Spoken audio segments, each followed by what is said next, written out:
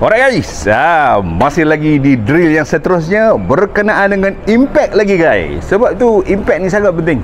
So segalanya terubat kalau impact bola kita lebih solid, lebih padu kan, dia akan jadi manis kalau kita punya impact solid. Jadi drill seterusnya yang saya panggil sebagai impact golf drill. Tadi saya dah terangkan tentang fat shot drill kan. Saya dah terangkan pasal right arm drill. Kali ni impact golf drill. Jadi kita satu drill untuk membolehkan kita pukul dengan impact yang lebih baik tadi. Jadi nak gunakan apa? Drill ni sejangannya boleh buat di driving range, di padang tak boleh buat. Jadi salah kalau di padang Jadi ambil sehelai cardboard. Macam ni. Saya ambil scorecard lama ni, saya potong Ambil cardboard macam ni. Kita placekan bola. Kita placekan cardboard ni di depan bola lebih kurang katalah lebih kurang 4 inci atau 5 inci. 4 inci atau 5 inci ataupun start boleh 3 inci. Start mulakan dengan short iron dulu. Boleh gunakan dengan pitching Jadi impact golf drill ni kita nakkan bola kita kena bola. Tadi dah solid contact kan, dah kena kan, dah tak fat kan. Jadi lepas tu buatlah impact golf drill. Kita nakkan bila bola kena kita punya club head, so bola ni akan terus club head kita akan terus square dan akan pukul cardboard ni untuk naik ke atas.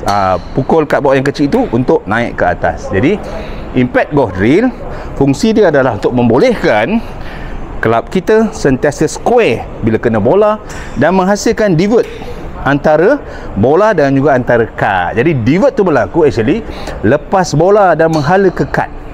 Jadi kalau kita pukul, bola kita naik dan kad ni pun terbang, bermakna anda telah berjaya staykan badan anda ke depan. Jadi saya tunjukkan bagaimana caranya.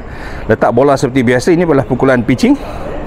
Kita pukul, kita nak pukul dengan kita hit sekali kad ni naik ke atas kita tekan dia ke bawah, dapatkan divot, lepas bola.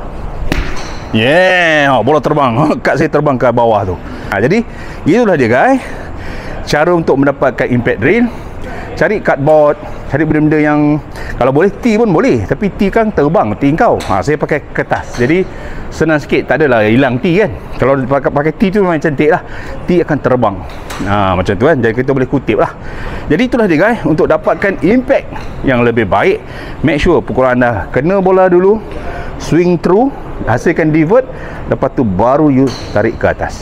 Jadi drill ini membantu kita dalam di masa-masa di driving range untuk mendapatkan solid contact yang lebih bagus lagi Semoga pukulan anda semakin lama, apa lagi semakin padu, semakin manis satu. Alright, jumpa lagi di drill yang berikutnya. Manis-manis jengke datangkan